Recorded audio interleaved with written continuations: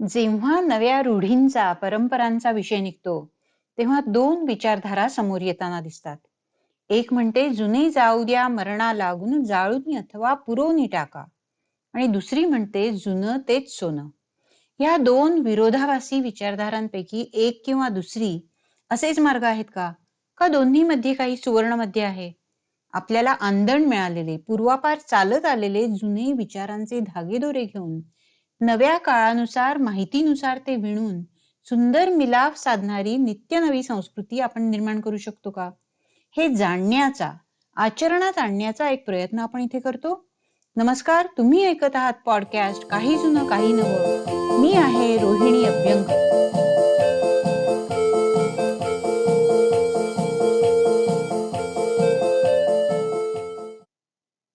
भाग 19. धनत्रयोदशी निमित्त धन्वंतरी बद्दल थोडं. आज दिवाळी. सर्वांना दिवाळीच्या अनेक शुभेच्छा. दिवाळी हा सुबत्तेचा सण, लक्ष्मी येण्याचा उत्सव. आपण मागच्या भागात लक्ष्मी म्हणजे काय, ती 8 रूपात कशी येते, लक्ष्मीचा आपल्या व्हॅल्यू सिस्टीम बरोबर काय संबंध आहे, आपण लक्ष्मी यायला हवी असेल तर कसं दक्ष राहायला हवं, या संदर्भात बोललो आहोत. आज थोडं धन्वंतरी बद्दल. धनत्रयोदशी हा दिवाळीत वसुबारस नंतर येणारा दिवस. सर्वसाधारणपणे धनत्रयोदशीला पितळ्याची भांडी खरेदी करायची प्रथा आहे. तसंच धनत्रयोदशीला देवांचा वैद्य धन्वंतरी याची जयंती देखील मानली जाते. मला इतकीच माहिती होती आणि अजून थोडी माहिती करून घ्यावी म्हणून नेहमीप्रमाणे मी जरा शोधाशोध केली आणि मला मिळालेली माहिती मी आजच्या या भागात तुमच्या समोर ठेवणार आहे. धनत्रयोदशी त्याच्याबरोबर निगडीत दोन कथा प्रचलित आहेत. एक हिमराजाच्या मुलाची आणि दुसरी समुद्र मंथनातून उद्भवलेल्या धन्वंतरीची. पहिल्या कथेबद्दल फार संदर्भ सापडले नाहीत. इंटरनेटवर ही कथा पुराणात अशी कथा आहे एवढंच सांगतात आणि पुढे एक कथा वाचायला मिळते. माझ्यासाठी ती ही नवीन होती. एक हिम नावाचा राजा होता. त्याला एक मुलगा होता. तो 16 वर्षाचा झाला तेव्हा त्या मुलाबद्दल ज्योतिषांनी असं भाकीत केलं की तो त्याच्या लग्नानंतर 4थ्या रात्री सर्पदंशाने मरेल. त्याचं लग्न होतं आणि 4थ्या रात्री त्याची नववधू हे भाकीत खोटं पाडायच्या दृष्टीने कामाला लागते. ती आपले सगळे दागिने, घरातील सगळी चकचकीत भांडी, सोनं नाणं आपल्या नवऱ्याच्या अवतीभोवती विखरून ठेवते, घरभर दिवे लावते आणि रात्री गाणं म्हणत ती आणि तिचा नवरा जागे राहून पहारा देतात. ठरल्या वेळी यम एका सापाच्या रूपात तिच्या नवऱ्याचे प्राण न्यायला येतो, पण सगळ्या झगझगाटाने दिपून जाऊन तो तसाच मागे फिरतो आणि हिमराजाच्या मुलाचे प्राण वाचतात. तो दिवस म्हणजे कार्तिक कृष्ण त्रयोदशी आणि म्हणून आजच्या दिवशी दिवे लावून, सोनं नाणं लेवून, नवी भांडी, विशेष करून चकचकीत धातूची भांडी घेण्याची प्रथा आहे. दुसरी मुख्य कथा, आजची आपली जी कथा आहे ती धन्वंतरीची. या कथेबद्दल बरेच संदर्भ आढळतात. रामायण, महाभारत, भागवत पुराण, विष्णू पुराण वगैरे. या मूळ कथेशी निगडीत लोककथा देखील बऱ्याच आहेत. सगळ्या वाङ्मयाचा आढावा घेणारा युनिव्हर्सिटी ऑफ नेब्रास्का मधून लुईस ग्रे यांचा एक संशोधन निबंध देखील आहे, चक्क 100 वर्ष जुना. त्या निबंधाची लिंक खाली देते आहे. धन्वंतरी विष्णूचा अवतार मानला जातो. तो दिसायला हुबेहूब विष्णूसारखा, इतका की जणू प्रति विष्णूच. तो लक्ष्मी बरोबर समुद्र मंथनातून एका हातात अमृत कलश घेऊन उद्भवला आणि त्यावरून पुढे देवदानवांचे युद्ध झालं हे आपल्याला माहित आहेच. धन्वंतरी समुद्र मंथनातून अवतरल्यानंतरची कथा लक्ष वेधून घेणारी आहे. धन्वंतरी आणि विष्णू समोरासमोर आले तेव्हा धन्वंतरीने विष्णूचे ध्यान केलं, स्वतःला त्याचा पुत्र मानलं. तेव्हा विष्णूने हा पाण्यातून उद्भवला म्हणून त्याला अब्ज म्हणून संबोधित केलं. तर त्याचं पहिल्या जन्मातलं नाव अब्ज. अब्जाने माझे यज्ञातील आणि पृथ्वी तलावरील स्थान नेमून दे अशी विष्णूकडे मागणी केली. आता यज्ञातील सर्व जागा भरल्या होत्या, म्हणजेच कोणा देवाला कधी आहुती द्यायची, कोणा देवाच्या नावाने कधी यज्ञ करायचा, या सर्व गोष्टी ठरल्या असल्याने अब्जासाठी आता तिथे जागा नव्हती. पण भूमीवरच्या जागा मात्र अजून रिकाम्या होत्या. तुझ्या पुढच्या जन्मात म्हणजे दुसऱ्या द्वापर युगात तू आयुर्वेदाचा ज्ञाता म्हणून भूलोकी प्रसिद्ध होशील आणि तुझी माहिती जाणून, तुझी महती ऐकून लोक तुझ्या नावाने यज्ञ सुरू करतील, तुला आहुत्या देतील, असं विष्णूने सांगितलं. त्यानुसार दुसऱ्या द्वापर युगात काशी नरेश दीर्घतपस याच्या घरी धन्वंतरी म्हणजे मूर्तिमंत आयुर्वेदच जणू जन्माला आला, जसा आपण आज जाणतो. त्यांनी आयुर्वेदाचे 8 भागात विभाजन केलं आणि आयुर्वेदाचा पुढे जाऊन प्रसार केला. या धन्वंतरी बद्दल भागवतात एक कथा आहे. एकदा धन्वंतरी कैलासावर शंकराच्या भेटीला चालला होता.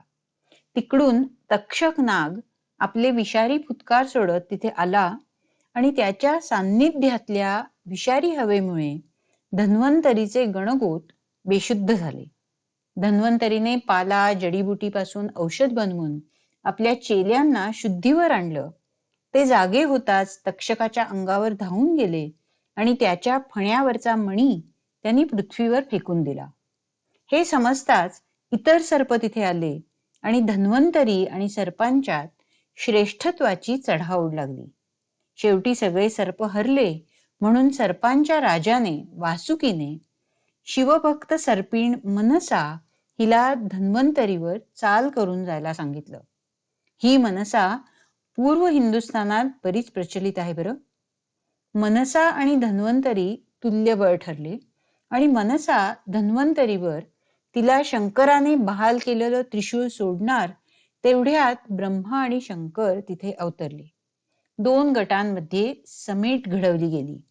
धन्वंतरी आणि मनसा यांनी एकमेकांना मानलं, एकमेकांची पूजा केली आणि आपापल्या ठिकाणी परतले.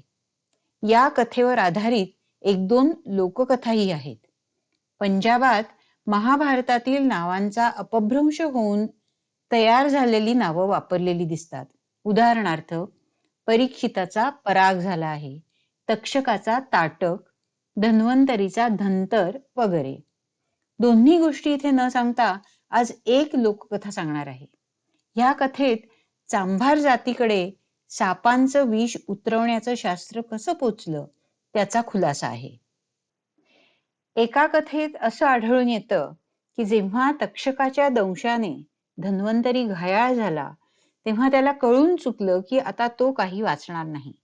त्याने आपल्या मुलांना बोलावलं आणि सांगितलं की मी मेल्यावर तुम्ही माझं मांस शिजवा आणि खा, म्हणजे तुम्ही पण धन्वंतरी व्हाल.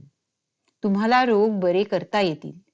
धन्वंतरी मेल्यावर मुलांनी त्याच्या सांगण्यावरून त्याचं मांस शिजवलं आणि ते खाणार तेवढ्यात एका ब्राह्मणाच्या वेशात तक्षक तिथे आला आणि म्हणाला की तुम्ही असं पाप करू नका, नरभक्षक बनू नका, हे अघोरी तुम्हाला पाप लागेल. मुलं संभ्रमित झाली आणि त्यांनी ज्या कढईत मांस शिजवलं होतं ती कढई नदीत सोडून दिली. ती कढई वाहत वाहत पुढे गेली आणि एका वृद्ध चांभारणीच्या दृष्टीस पडली. तिला भूक लागली होती आणि हे मनुष्याचं मांस आहे हे तिला माहित नव्हतं. तिने ते मांस खाल्लं आणि ती धन्वंतरीच्या भाकितानुसार वैद्य झाली.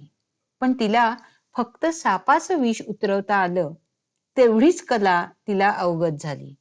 अशा तऱ्हेने चांभार जमातीला विष उतरवण्याची कला कशी अवगत झाली त्यावरची ही एक लोककथा.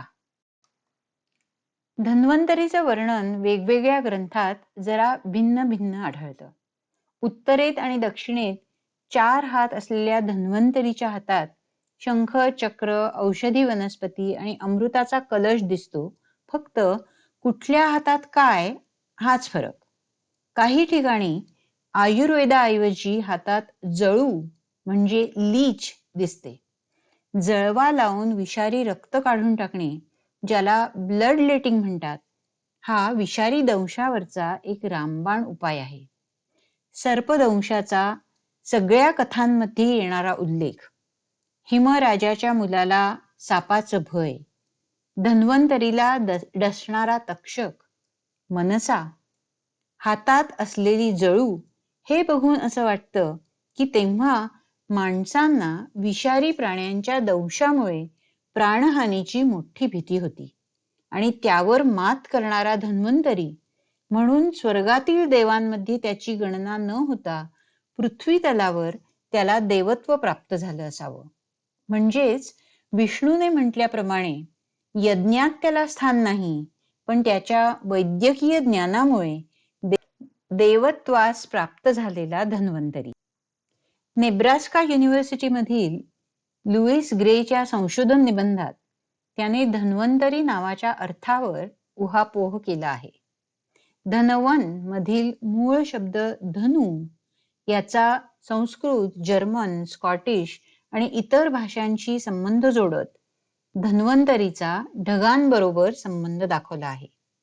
आणि ते बरोबर असल्यास धन्वंतरी ही एक तऱ्हेची पर्जन्य देवता मानली जाण्यास हरकत नसावी असा दावाही केला आहे. पर्जन्य देवतेमुळे एकंदरीतच पालन पोषण होऊन स्वास्थ्य नांदते अशी धारणा. तर असा हा धन्वंतरी पाण्यातून उद्भवलेला सर्पदंशावर जळू लावून ब्लड लेटिंगने प्राण वाचवणारा, आयुर्वेदाचं ज्ञान देऊन लोकांना दीर्घायू बनवणारा भूतलावरचा देव, अशी धन्वंतरीची आजच्या दिवाळी निमित्त संक्षिप्त माहिती आणि त्याच्या जयंती निमित्त त्याला विनम्र अभिवादन. आता इथे थांबायची वेळ झाली आहे. तुम्हाला हा भाग कसा वाटला? इथे सांगितलेल्या व्यतिरिक्त तुम्हाला आणखी काही माहिती आहे का? असल्यास कॉमेंट करून जरूर कळवा. पुढच्या भागात पुन्हा भेटू. तोपर्यंत नमस्कार.